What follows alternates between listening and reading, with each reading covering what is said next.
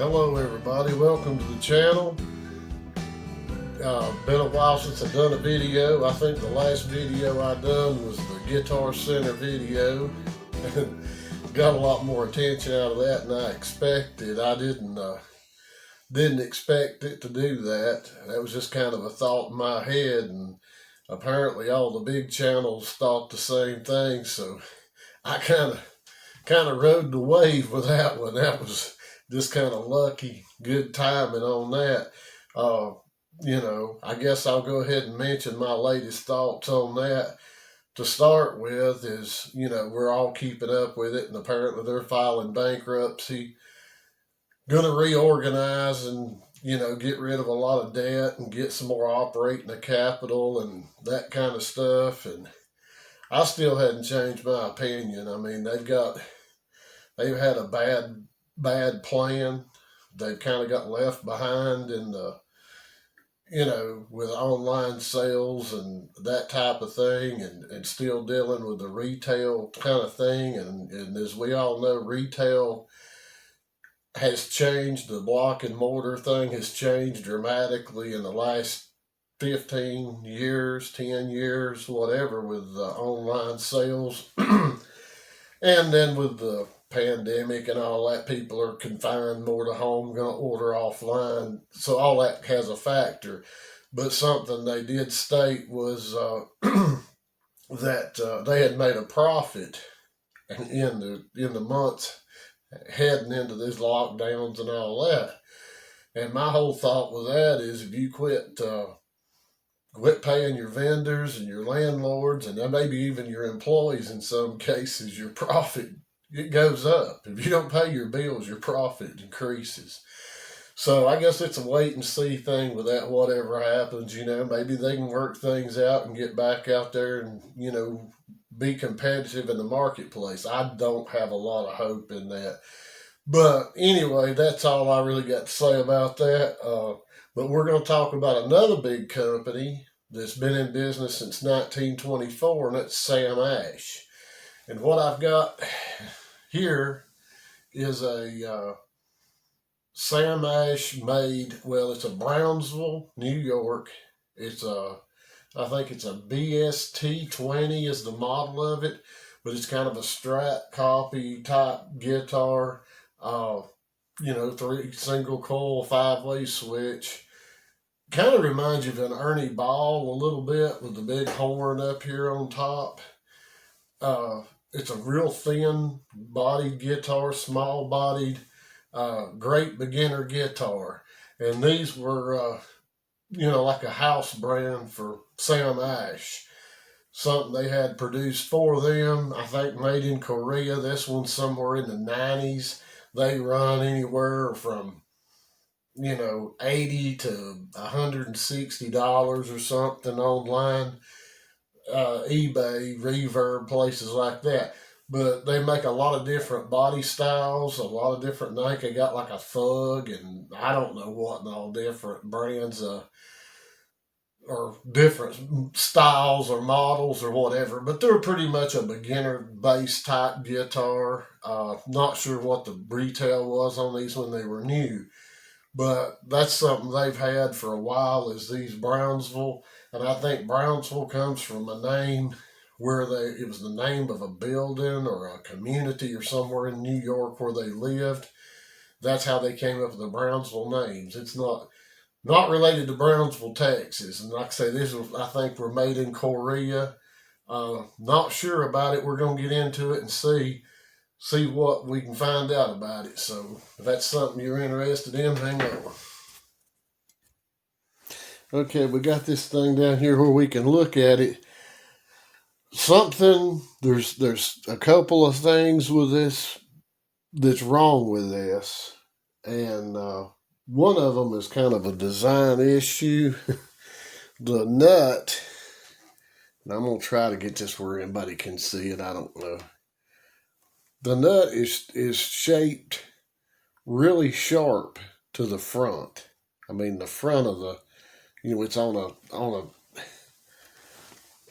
angle, really sharp. Let me get a light in here. if you can see that. So when you come back here, you're hitting a really sharp plastic corner right there. So that's a little bit of a design issue. The other thing is the intonation. I checked the intonation, and the E is sharp. Okay, they've got the saddle ran back as far as they can get it with the spring still on it. So what they did, there's there's the right way to fix this, a decent way to fix it, and the wrong way to fix it. What they apparently have done is bent the saddle backward to try to make more space here for the E string to try to intonate it. So I don't know if that's going to show up or not, but you can see that this saddle is all bent back, which messes up your pieces about, your string height. Because I noticed first off that the top E had a good bit of buzz to it, the height, and then that's when I noticed this. And you'd think, well, somebody hit it on something, banged it on something that caused it to bend. And that's possible. But most likely what they've done is tried to bend the saddle to get it farther back to intonate it. So that's the wrong way to fix it. The correct way to fix it is to remove the tremolo, fill the holes, remeasure, re-drill the holes. That's probably, that's the right way to fix it. If you don't run into issues with your room in your trim cavity, which don't look like that's a problem, just what I can see. So that's the actual correct way. Okay, if I can find another style saddle, what you can do, and you could actually do that with these without getting, too far out there. If this one wasn't bent, if I have another one this same style, I can fix it. You can actually grind part of the back of this saddle down on a belt grinder or, any kind of grinder. You can actually put it in a vise and use a Dremel or something and cut part of that off right there to be able to move this back far enough to get it to intonate. Now the E and the A look pretty close.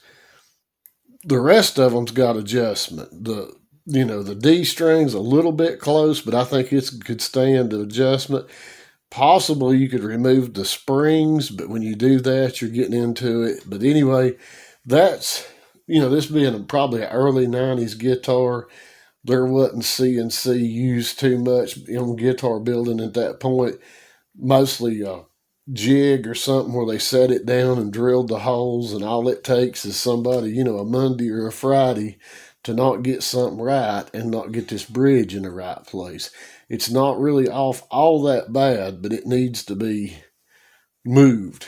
But anyway, that's something you run into with this quality of a guitar, this price range. So anyway, I'm gonna go ahead and probably just pull the neck off where we can get in here, and let's see what this cavity looks like. Okay, got the neck off. No shim, the neck pocket fits really well. So, all good about that. There's a number 2 kind of printed on the end of the neck, whatever that means. But, okay, now we're going to get more in, and I'm going to try to move this camera, which is probably going to be a mistake. Maybe that'll help. We're going to go ahead and take these screws out and just see if you were going to modify this guitar, different pickups or whatever. Let's just see what's under there. So if you see one of these for sale and you're like, okay, I want to make this or do that, let's see what kind of route we have, what kind of electronics. I was going to measure the the pickups, the DC resistance, but I've got to have a battery for my meter, and I don't have one, so. And if anybody's been watching the channel for a while, they know that I've had issues with my old wore-out screwdrivers, but I've actually now got some really nice German-made. They're WIA or WIHA is, and I don't know exactly how you pronounce that, but you know, hey, for my birthday, my dad knew I needed screwdrivers.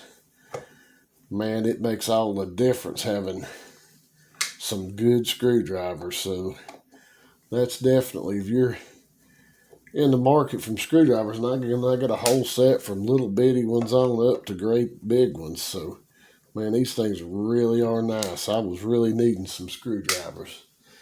Okay, let's see. I think that has all the screws out, I think. Let's see what we got under here. Okay. All right. We've got little bitty pots, just to be expected. Alpha pots. And if I can see a value on them somewhere.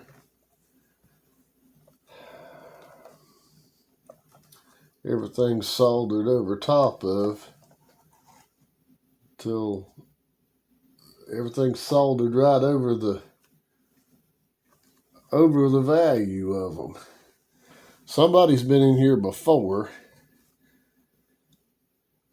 and I'm not sure if these are the original pickups, but I see a problem here. The bar magnet has come unglued, and it's just moving around in here on this one. So that's a problem, have to be fixed. Have to glue that back. Not sure about these pickups, whether they're original or not. They're staggered pole pieces. Not sure that that's going to be original. They actually sound pretty good. You know, they actually sound, we got our typical little, you know, printed circuit board 5-way switch, mini pots. I'm guessing those are 500K. That's usually what's on these. I'm just guessing. So anyway, I hate my meters needs a battery. We'd know what value they are. But like I say, I'm not sure that's even original pickups. But as you can tell, maybe, you could actually put a humbucker in this thing if you wanted to. It's routed for single humbucker. And, you know, pretty decent routing. A lot of dirt and grime and junk in there, which could have gotten in there over time. It looks like it's been shielded with some shielding paint.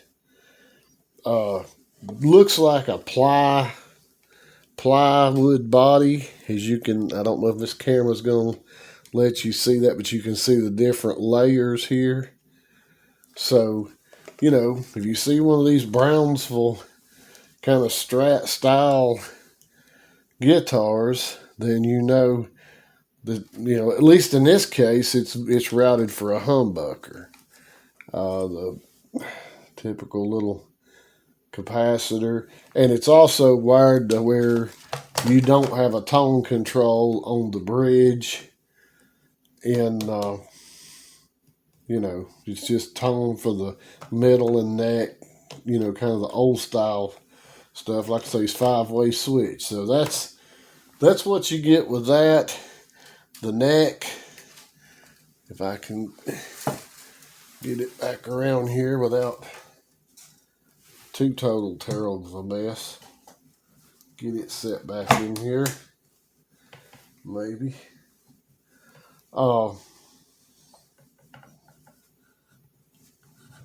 Yeah, it fits in there pretty sturdy. So, it's a really flat radius. Man, it's a, you know, 16 or so. It's really flat. pretty good sized frets. They look pretty good. So, not bad. Let me stick this neck back on. Okay, guys, that's pretty much the looking over of this thing. I'm going to have to glue the magnet back to the base of the pickup there where it'll stay put. That could have been something done in shipping, a hard jar or something, jarred that. Work on this saddle, get it straight. Then this nut, maybe we can get a better picture of this sharp edge on this plastic nut. I'll take the strings loose and, try to reshape that and get rid of that and smooth those ends up. Truss rod looks like it could use just loosening off just a least bit, but it's not a bad. The tuners will get you by, but I mean this is something that you can't really invest a whole lot of time in because of just the value of it. It's not, you can't put a lot of time in it and do anything with it. That's an excellent little guitar for somebody just starting to play. That's, be a great little guitar. It's light, it's easy. The way it sits, and it's going to be hard to table the camera way, but it sits like a strap more or less sits right here. This kind of sits farther down the way where the way it's cut, which makes it great for somebody that's shorter, smaller, because it makes it almost like short scale the way it sits. So it's a great little guitar for somebody just learning to play. That's your input jacks here on the side. Great little guitar for that. A little bit of work, it'll be great. That'll be a great guitar for somebody at an affordable price. Something coming up. You see this body back here behind me. Just got through spraying it. Nitro Cellulose finish, Fiesta Red. It's going to sit there for a considerable amount of time before I am able to, actually do the finish on it. I mean, it's just been sprayed. It's just sitting there. That's something coming up. Going to put it together with a, let's see. I'm going to use this pick guard. It's kind of off-white, kind of supposed to be. It was supposed to have been like the mint green. It's not. But it's decent color. Going to use that. Probably do a three-way switch. 3-position switch with the Iron Gear Texas Loco pickups. That's what it's going to have. This is the neck that came off of it. Probably going to, get rid of the gold hardware. Maybe even do the neck in a nitro finish. I've also got a flame maple neck that looks really nice. It may end up going on that guitar. That's the one that was to the 2-point trim that I put the Wilkinson trim on, and then it broke. That's the body. So I've converted it to a 6-string or 6-screw trim. Got the trim for it. So it's a matter of just waiting on the nitro to cure, get it done. I left the dark walnut stain under it. I just kind of steel wooled it a little bit, put the nitro over top of that. So as that nitro ages and wires, and it'll eventually get down to that dark walnut underneath it at some point when it relics itself. So that's coming up. If you remember, I started a guitar back a good while back. My take on like the Fender Futura or whatever. I sprayed it today. I've got some more spraying to do on it. We're going to be putting it together, trying to get some of this painting done before it gets really cold weather. So we'll have something to do when it gets cold. But I got a lot of stuff going on. Still working on the shop. Appreciate all the subscribers.